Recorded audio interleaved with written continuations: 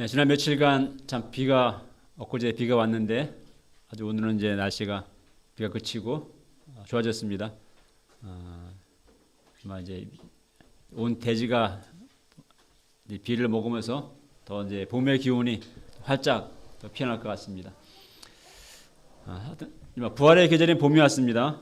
겨울 동안 앙상했던 나뭇가지들의 부드러운 새순이 돋아납니다. 흰 벚꽃들이 활짝 피어나서 파란 하늘을 아름답게 환상적으로 수놓고 있습니다. 참 봄은 참 좋습니다. 겨울 내내 온 세상이 타압게 얼어붙어 있었지만은 이제 새해가 되고 또 3, 4월이 되면은 어김없이 또 봄이 온다는 것을 우리는 믿어 의심치 않습니다. 우리 인생도 그렇습니다. 우리 인생도 낙엽지는 이제 가을의 황혼의 가을이 오고 또 마침내 차가운 땅에 묻히는 죽음의 겨울이 옵니다. 그러나 겨울이 지나면 이제 봄이 오듯이 우리 인생도 끝나고 나면 또 부활의 또 새 날이 오게 될 것임을 우리는 믿습니다. 오늘 말씀을 통해서 이 부활의 믿음과 소망을 우리 심령에 새롭게 할 수 있기를 기도합니다. 예루살렘 근처 마을 이제 베다니의 자매인 마르다와 마리아 그리고 오빠인 나사로가 살고 있었습니다. 마리아는 그 향유를 머리털로 주님의 발에 붓고 머리털로 발을 씻기던 그 자매이고 그들과 주님의 관계는 아주 특별했습니다. 근데 어느 날 그 오빠인 나사로가 이제 병들게 됩니다. 병세가 심각했고 그 누이들은 이제 사랑하신 자가 병들었습니다 하면서 예수님께 급히 사람을 보내 전가를 이제 보냈습니다. 소식을 들은 예수님은 이제 빨리 가봐야 되겠다 하고 서두르신 것이 아니라 이렇게 말씀하십니다. 4절을 한번 같이 읽어보겠습니다. 시작. 예수께서 들으시고 이르시되 이 병은 죽을 병이 아니라 하나님의 영광을 위함이요 하나님의 아들이 이로 말미암아 영광을 받게 하려 함이라 하시더라. 네. 사실 나사로의 병은 이제 죽을 병이었습니다. 그러죠? 그리고 이제 곧 나사로는 죽습니다. 근데 예수님은 죽을 병이 아니다 이렇게 말씀하십니다.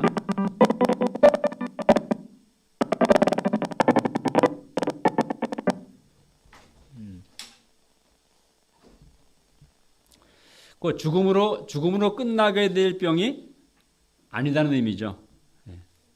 이 병은 하나님의 영광을 위함이고 하나님의 아들로 영광을 받으시게 하려 위함이다. 이렇게 말씀하십니다. 자, 건강하던 오빠 나사로가 갑자기 병이 들려 이렇게 죽게 될 줄을 누가 알았겠습니까? 그러나 인생을 살다 보면 이렇게 정말 예기치 않았던 일들이 또 문제들이 생깁니다. 설마 내가 이런 일을 겪게 될 줄을 몰랐을 그런 일들을 겪게 돼요. 그때 우리는 어떤 생각을 하게 됩니까? 내가 왜 하필 또 나에게 이런 생각 또 정말 이러다가 내 인생이 끝나는 거 아닌가 망하는 거 아닌가 하는 그런 불신의 생각들이 찾아옵니다. 그러나 이때 우리는 이 예수님 말씀을 통해 볼 때 우리는 이때 믿음의 차원에서 생각을 해야 합니다. 즉 이 고난 가운데 뜻이 있고 하나님은 이 고난을 통해서 하나님의 영광을 나타내고자 하신다 하는 그런 믿음의 생각을 해야 합니다. 우리 출애굽한 이스라엘 백성이 홍해 앞에 갇히게 되죠. 그때 그들은 몰살당한 위기에 처하게 됩니다. 사실 그것은 하나님이 그렇게 하신 것이었어요. 그러나 그 절체절명의 위기를 통해서 하나님은 그 홍해 바다를 육지같이 건너는 그 영광을 나타내십니다. 우리가 전에 배운 우리 가나 혼인잔치에서 혼인잔치집에 포도주가 떨어지는 아주 심각한 문제가 생기게 되죠. 그러나 이걸 통해서 주님은 물을 포도주로 변화시키시는 그 첫 표적을 통해서 기적을 행하심으로 그 하나님의 그리스도의 영광을 나타내셨습니다.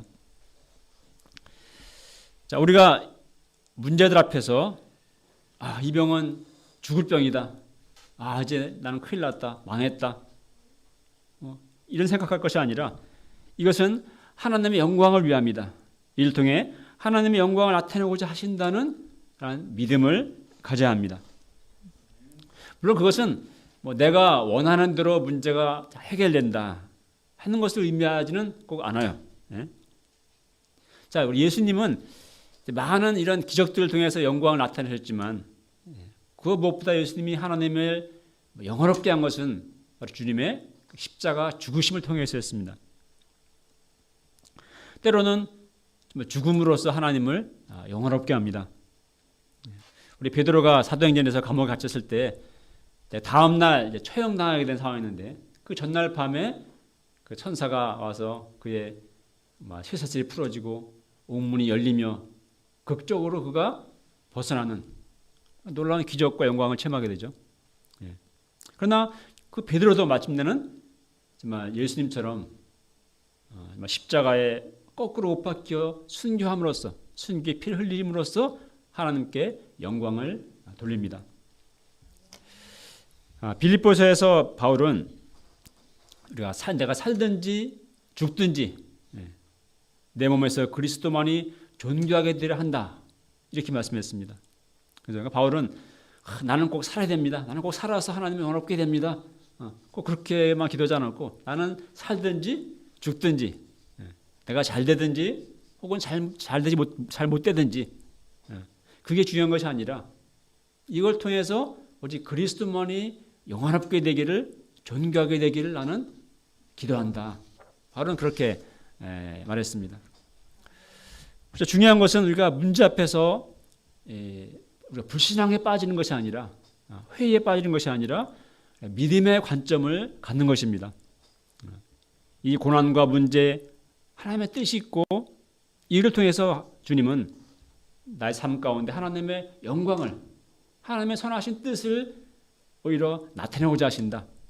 이루고자 하신다. 하는 그러한 믿음을 갖는 것입니다. 자, 5절을 보면요. 예수께서 본래 마르다와 그 동생과 나사로를 사랑하시더니 이렇게 기록하고 있습니다. 자, 이렇게 그 세 오누이를 주님이 사랑하셨다면은 이렇게 나사로가 죽어 병 들어갈 때 소식 들었을 때 만사를 제쳐놓고 당장 달려가셔야 하겠죠. 근데 6절에 보니까 오히려 주님은 그 계시던 곳에 이틀을 더 유하셨다 이렇게 기록합니다. 자, 왜 그렇습니까?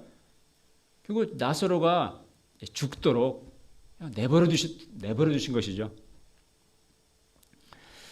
예수님의 사랑법은 우리가 원하는 사랑과 참 다를 수 있다는 것을 여기서 보게 됩니다. 우리는 내가 힘들 때 빨리 내 문제를 해결해 주시는 그것이 정말 주님의 사랑이라고 생각합니다. 그렇지 않을 때 우리는 주님의 사랑을 의심하게 되죠.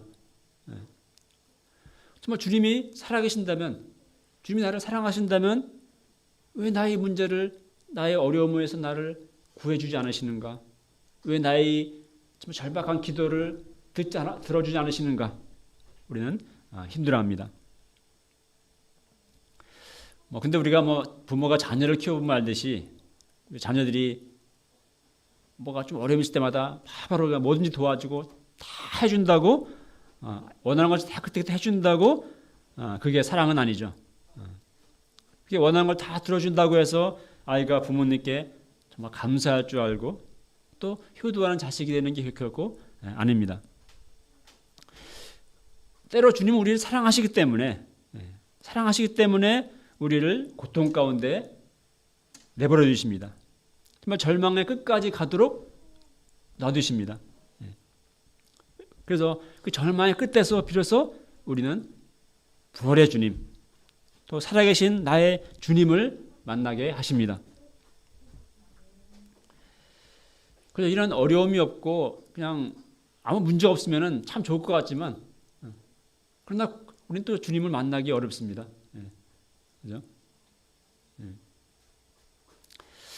자, 이틀이 지나고 나사로가 죽은 뒤에 예수님은 비로소 제자들에게 유대로 다시 가자 이렇게 말씀하십니다. 그런데 예수님 말씀의 제자들은 아니 방금도 유대인들이 돌로 치려고 했는데 아니 또 유대로 가십니까? 하며 굉장히 아주 힘들어하는 반응을 보입니다.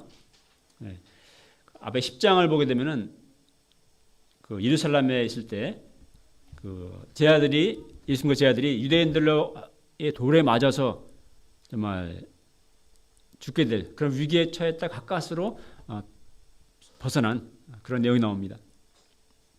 제자들의 마음 가운데 돌에 맞아 죽을 그 두려움이 지금 그들 마음에 엄습해 있는 것이죠. 자, 예수님은 제자들에게 말씀하십니다. 9절과 10절을 보십시오. 읽어보겠습니다. 시작. 예수께서 대답하시되 낮이 12시간이 아니냐 사람이 낮에 다니면 이 세상의 빛을 봄으로 실족하지 아니하고 밤에 다니면 빛이 그 사람 안에 없는 고로 실족하느니라. 네. 뭐 이 말씀 자체는 의미는 단순해요. 우리 낮에 12시간이라는 시간이 있다. 그래서 이 사람이 낮에 걸어가면은 빛이 환하기 때문에 실족하지 넘어지지 않는다. 근데 밤에 걷게 되면은 빛이 없으니까 실족한다. 뭐 이런 말씀인데 주님이 이것을 뭐 이런 말씀을 왜 하셨겠습니까? 영적 의미가 담겨 있죠. 여기서 빛은 그리고 예수님을 의미합니다. 그러니까 지금은 예수님이 그들과 함께 계시죠. 그러니까 지금은 낮인 것입니다. 근데 제 아들의 마음은 지금 낮이 아니라 어둠이에요. 지금 죽음에 대한 두려움, 그 두려움 어둠 가운데 그들은 있습니다. 그러니까 그들이 어둠 가운데 있는 것은 그들의 속에 빛이 없기 때문이다. 이렇게 주님이 말씀하시는 것입니다. 그러니까 빛이신 주님이 그들과 함께 계시지만 제자들의 마음 속에는 예수님께 대한 온전한 믿음이 없기 때문에 그들의 마음은 죽음에 대한 두려움 가운데 지금 있다는 것이죠. 예수님은 나사로가 죽었다고 말씀하시고 이제 죽은 나사로를 살리러 간다고 말씀하십니다. 근데 16절을 보게 되면 도마의 반응이 재밌습니다. 16절 보면 도마가 그래요. 우리도 주와 함께 죽으러 가자. 이렇게 아주 제자들에게 이렇게 주먹을 불끈 쥐고 이렇게 외칩니다. 자, 예수님 지금 죽은 나사로를 살리러 가자고 하시는 것인데 도마는 자, 주와 함께 우리 죽으러 가자. 이렇게 말하고 있어요.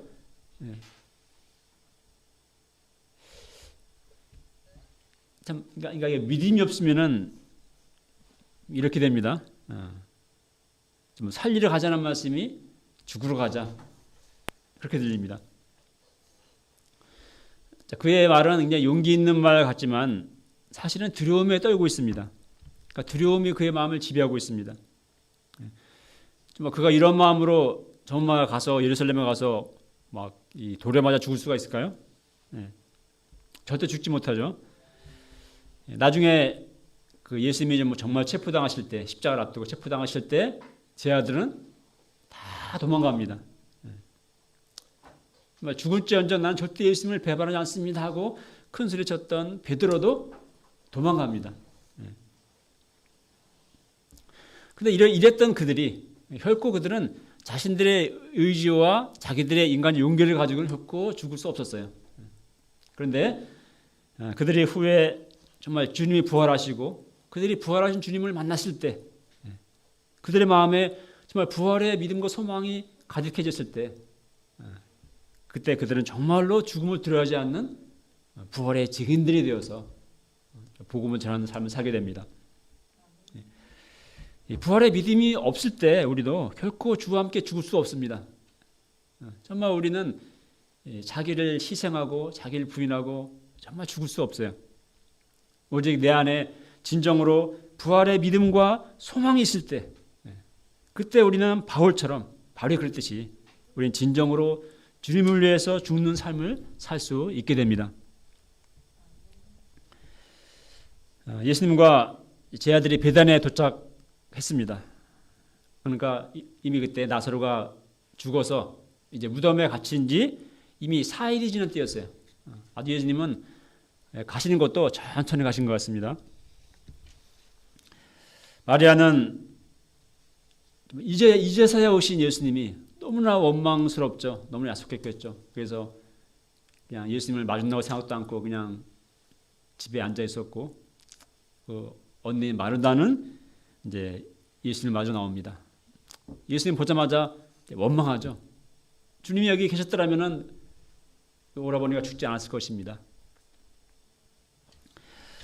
자, 그러나 예수님은 마르다에게 놀라운 말씀하십니다. 내 오라버니가 다시 살아나리라. 마르다는 근데 예수님 말씀을 이제 마지막 날의 부활에 대한 이야기를 한다고 그녀는 생각했습니다. 근데 마르다에게 예수님 말씀하십니다. 25절과 6절을 다 함께 읽겠습니다. 시작. 예수께서 이르시되 나는 부활이요 생명이니 나를 믿는 자는 죽어도 살겠고 무릇 살아서 나를 믿는 자는 영원히 죽지 아니하리니 이것을 내가 믿느냐. 예수께서 이르시되 나는 부활이요 생명이니 나를 믿는 자는 죽어도 살겠고 무릇 살아서 나를 믿는 자는 영원히 죽지 아니하리니 이것을 내가 믿느냐 하고 말씀하십니다. 자, 나는 부활이요 생명이니 이 말에서 이 동사는 시제는 미래형이 아니라 현재형이라는 걸 우리는 기억해야 합니다. I am the resurrection and the life. 무슨 뜻이죠? 예수님은 지금 현재 나는 부활이고 생명이다 라는 뜻입니다. 자, 예수님 안에 부활이 있고 예수님 안에 죽어도 살아나는 부활이 있고 생명이 있습니다. 자, 그러므로 예수님은 지금 죽은 나사로를 살리신다는 것이죠. 여기서 우리는 이 부활 신앙의 그 현재성을 배우게 됩니다. 마르다가 가졌던 부활의 신앙은 미래적인 또 막연한 부활 신앙이었습니다. 실제 많은 사람들의 부활 신앙이 그렇죠. 마지막 날에 언젠가 먼 종말의 때 그런 일이 있다고 하니까 그런 일이 있겠지. 그렇게 생각을 합니다. 그러니까 막연하니까 믿기는 쉽습니다. 그것은 이제 지식적인 신앙이고 어떤 교리적인 신앙이고 또 어떤 추상적인 신앙입니다. 그러나 사실 부활 신앙은 물론 종말론적인 부활 신앙이 있지만 그러나 부활 신앙은 또한 실제적인 것이고 또 지금 현재적인 것입니다. 우리가 부활이요 생명이신 예수님을 믿는다는 것은 지금 부활이시고 생명이신 예수님을 믿는 것입니다. 즉 부활하셨고 세세토록 살아계시는 주님, 또 살아계셔서 지금 나와 함께 하시는 예수님을 믿는 것입니다. 지금 우리의 삶 가운데서 살아계셔서 부활과 생명의 역사를 행하시는 살아계신 주님을 믿는 것이 바로 부활신앙입니다. 요한계시록 1장에서 부활의 주님이 이렇게 말씀했습니다. 나는 처음이요 마지막이니 곧 살아있는 자라. 내가 전에 죽었었노라. 볼지어다 이제 세세토록 살아있어 사망과 음부의 열쇠를 가졌느니. 그렇습니다. 부활의 주님은 지금 살아계십니다. 지금 우리 믿는 자들의 마음 가운데 주님은 살아계십니다. 그래서 우리 삶 가운데 부활과 생명의 역사를 행하십니다. 자, 부활이란 무엇이죠? 다시 사는 것이죠.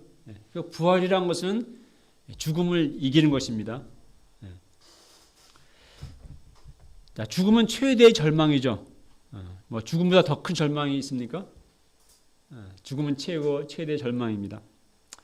자, 부활은 무엇이죠? 그 최대의 절망을 이기는 것이 부활이죠. 자, 그러므로 부활의 주님을 믿는 우리는 그 어떤 절망 가운데 있을지라도 우리는 소망을 가질 수 있습니다. 어떤 죽음 같은 절망 가운데서도 우리는 다시 살게 될 희망을 가질 수 있습니다. 또 다시 살아날 수 있습니다. 왜냐하면 내 안에 계시는 주님은 부활과 생명의 주님이시기 때문입니다. 예수님은 마르다에게 그랬죠. 이것을 내가 믿느냐? 예수님은 오늘 우리에게도 믿습니다. 우리에게도 물으십니다. 정말 주님은 살아계셔서 지금 살아계시고 우리 안에 계시고 또 부활의 역사를 행하시는 주님임을 이것을 내가 믿느냐? 주님은 물으십니다. 자, 예수님이 부활이시고 생명이시다는 것은 또 무엇을 의미할까요? 그것은 예수님을 믿는 자는 예수님 말씀 그대로 죽어도 다시 살게 될 것이고 또 영원히 죽지 않게 된다는 것입니다. 자, 모든 사람은 다 죽습니다. 제가 분명히 모든 여러분들에게 예언할 수 있는 것은 그거죠. 우린 다 죽을 것입니다. 자, 인생이란 죽음을 향해서 가는 긴 행렬과도 같다고 볼 수가 있겠습니다. 초등학교 시절 제 어릴 때는 이제 주사 맞을 때 단체로 맞을 때 일렬로 쭉 서가지고 전교생이 저를 맞았던 기억이 있는데요. 그때 주사 맞는 것이 좀 두려워서 내 순서가 오는 거를 정말 한 사람 한 사람 내 차례 오는 것이 굉장히 두려워하면서 기다렸던 기억이 납니다. 죽음도 그와 같죠. 우리나라에 하루 평균 몇 명이 사망할까요? 우리나라 하루 평균 약 700여 명이 사망한다고 합니다. 그러니까 매일매일 우리 이 작은 나라에서만 매일매일 700명이 이제 사망하고 있어요. 적지 않은 숫자죠. 그렇게 매일매일 700명이 사망하고 있고 언젠가 우리의 순서가 온다는 것입니다. 오늘날은 죽음을 잃어버린 죽음이 죽어버린 시대라고 말합니다. 무슨 말이죠? 죽음은 너무나 분명한 우리 곁에 있는 사실 우리 모든 가정 집집마다 일어나는 현실인데 세상은 그 죽음을 꽁꽁 감추고 있다는 것입니다.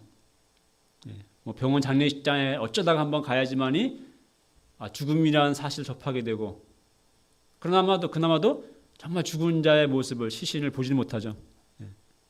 죽음은 철저하게 나 자신의 문제인데 죽음을 철저하게 타자화시켜 놓고 있습니다. 그 결과 사람들은 죽음은 나와 상관없는 그런 것으로 생각을 해요. 나에게는 그런 날이 오지 않을. 나는 죽고 상관없는. 나는 죽지 않을 것처럼 사람들은 생각하고 살아갑니다. 그러나 우리는 분명히 알아야 하는 것입니다. 나에게도 죽음의 때는 반드시 옵니다. 죽음에 대해 진지하게 생각해 본 적이 있습니까? 내가 정말 죽음을 맞게 되는 그날 그 순간을 현실로서 상상해 본 적이 있습니까? 사람들에게 죽음은 모든 것이 끝나는 것이죠. 죽음 앞에서는 모든 희망을 다 내려놓아야 합니다. 죽음은 사랑하는 모든 것들과의 영원한 이별입니다. 어느 누구도 그 순간 나와 함께 해줄 수 없고 사랑하는 엄마도 아빠도 동생, 누나도 친구도 자녀도 어느 누구도 죽으며 나와 함께 갈 수가 없어요. 오직 나 혼자 직면해야 하게 되는 현실입니다. 죽음으로 끝나는 인생을 생각할 때 얼마나 인생이란 정말 사실 더덥고 더 허무한 것입니까? 자, 그러나 그렇지 않습니다. 왜냐? 예수님은 부활이시고 생명이시기 때문입니다. 자, 예수님을 믿는 자는 죽어도 다시 살게 될 것입니다. 무릇 살아서 주님을 믿는 자는 영원히 죽지 않습니다. 자, 영원히 죽지 않는다는 말은 물론 우리는 한 번은 죽겠죠, 우리 육신은. 그러나 내 안에 영원한 주님의 생명이 있게 이미 내 속에 영생의 부활의 생명이 시작되었기에 우리는 본질적으로 영원히 죽지 않는 것입니다. 네. 하루가 저물고 밤이 되면 우리는 씻고 잠자리에 들죠. 네. 잠시 눈을 붙였다가 떴다 싶었는데 눈을 뜨게 되면은 환한 또 새로운 새 하루가 새 아침이 밝아져 왔음을 우리는 보게 됩니다. 우리 믿는 자들에게 죽음은 그와 같다고 생각됩니다. 죽음은 모든 것의 끝이 아니라 모든 것이 끝난 절망이 아니라 오히려 그것은 영원한 부활의 새로운 삶으로 새로운 세계로 들어가는 문인 것입니다. 그날에 우리는 우리의 이 썩을 몸은 썩지 아니할 몸을 입게 될 것이며 우리의 죽을 몸은 죽지 않을 몸을 입게 될 것이며 우리의 약한 몸은 강한 몸을 입게 될 것이며 우리의 욕된 몸은 영광스러운 부활의 몸을 입게 될 것입니다. 그날 우리는 이 썩어짐의 종로를 타는 데서 벗어나 하나님의 자녀들의 영광스러운 자유에 이르게 될 것입니다. 다시는 사망이 없고 또 애통하는 것이나 곡하는 것이나 아픈 것이 다시 있지 않게 되는, 다시 저주가 없으며 하나님이 빛이 되시는 새 하늘과 새 땅에서 우리는 살게 될 것입니다. 세상에 많은 즐거움이 있고 또 기쁨도 있고 또 위로들도 있지만 그러나 결국 우리가 죽음 앞에서는 그 무엇도 위로가 되지 않습니다.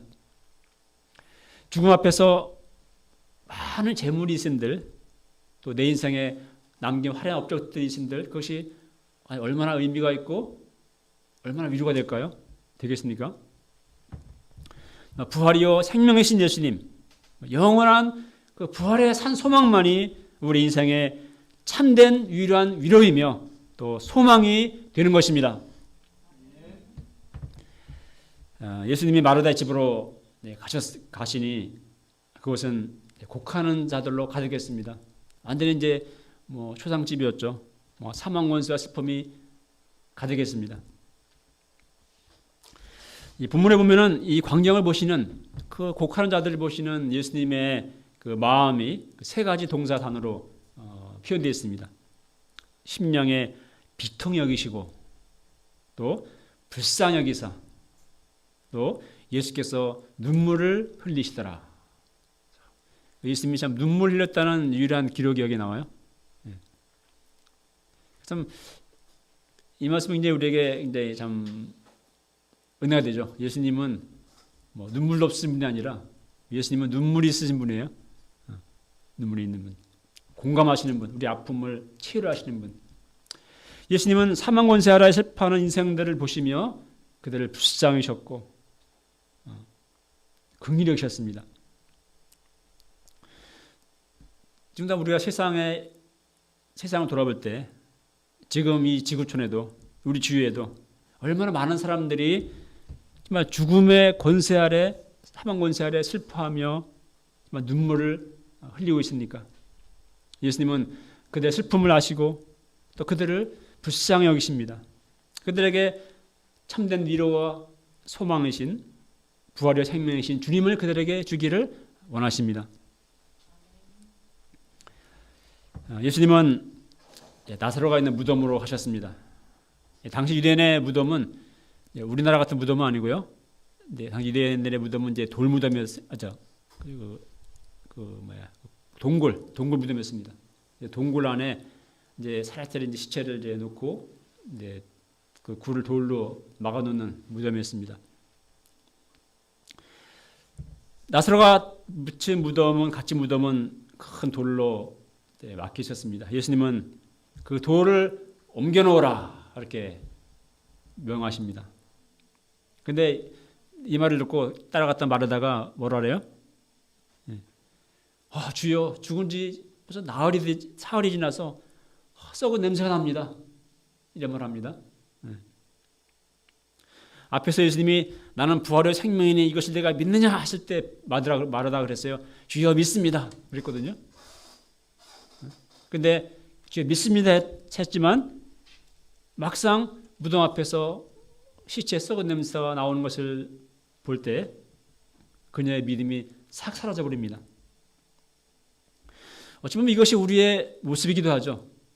우리도 말씀을 들을 때는 정말 믿음이 생기고 정말 믿음이 믿어지는데 막상 현실로 돌아오면 썩은 냄새가 나는 현실을 접하게 되면은 믿음이 사라집니다. 자, 이런 마르다에게 예수님이 말씀하십니다. 40절을 다 함께 읽어보겠습니다. 시작. 예수께서 이르시되 내 말이 내가 믿으면 하나님의 영광을 보리라 하지 아니하였느냐. 내 말이 내가 믿으면 하나님의 영광을 보리라 하지 아니하였느냐. 자, 보는 것을 믿는 건 쉽죠. 우리 영어 속담에도 seeing is believing. 사람은 봐야 믿고 또 보면 믿게 되죠. 그건 쉽습니다. 또 가능한 일을 믿는 것은 쉬운 일입니다. 그러나 보이지 않는 것, 또 볼 수 없는 것, 또 불가능한 것을 믿는 것은 어렵습니다. 자, 믿음이란 무엇입니까? 우리 히브리서 11장에 그렇게 말씀했어요. 믿음은 바라는 것들의 실상이요 또 보지 못하는 것들의 증거다 했습니다. 믿음의 조상 아브라함은 바랄 수 없는 중에 바랐고 믿음으로 이로써 하나님께 의롭다 하심을 얻었습니다.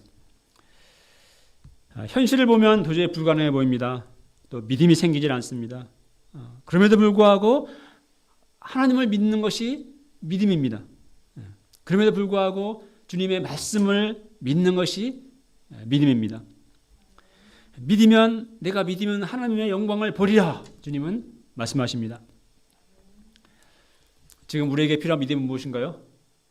우리 각자에게 우리에게 어떤 믿음이 필요한가요? 우리도 하나님을 믿음으로 또 말씀을 믿음으로 현실이 어렵고 힘들지만 하나님을 믿음으로 말씀을 믿음으로 하나님의 영광을 보는 자들이 될 수 있기를 기도합니다.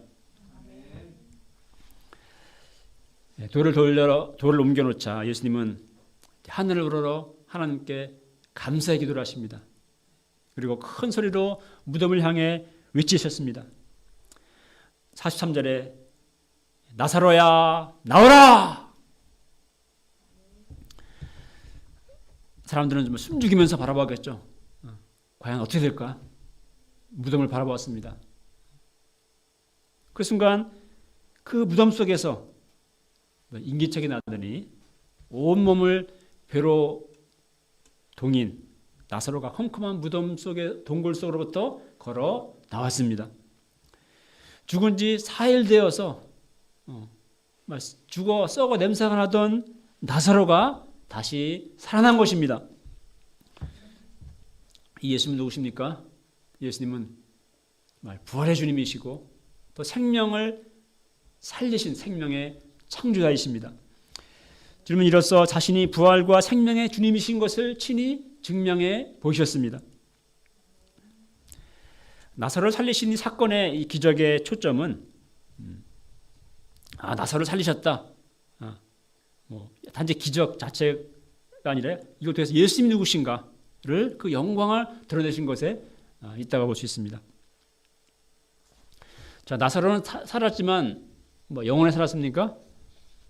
또 다시 살다 늙어서 죽었겠죠. 그 나사로를 살리신 사건은 이례적인 또 주님의 부활의 생명에서 주님의 영광을 드러내신 사건이죠. 자, 그러나 예수님은 이제 우리 죄를 위해 죽으시고 친히 십자가에 죽으시고 사흘 만에 부활하십니다. 그래서 부활의 첫 열매가 되셨습니다. 아담 안에서 모든 사람이 죽은 것 같이 이제 그리스도 안에서 모든 사람이 삶을 얻게 되었습니다. 무덤 속의 나사로를 향해서 나사로야 나오라 외치시던 주님의 그 모습, 그 음성을 상상해 봅니다. 자, 성경은 마지막 날 무덤 속에 있던 자들이 주님의 그 음성을 들을 때가 온다고 말씀합니다.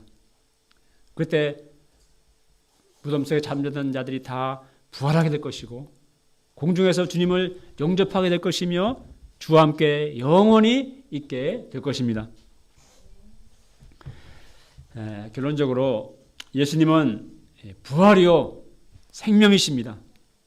예수님 안에 모든 절망을 이기는 부활의 능력, 또 부활의 생명이 있습니다.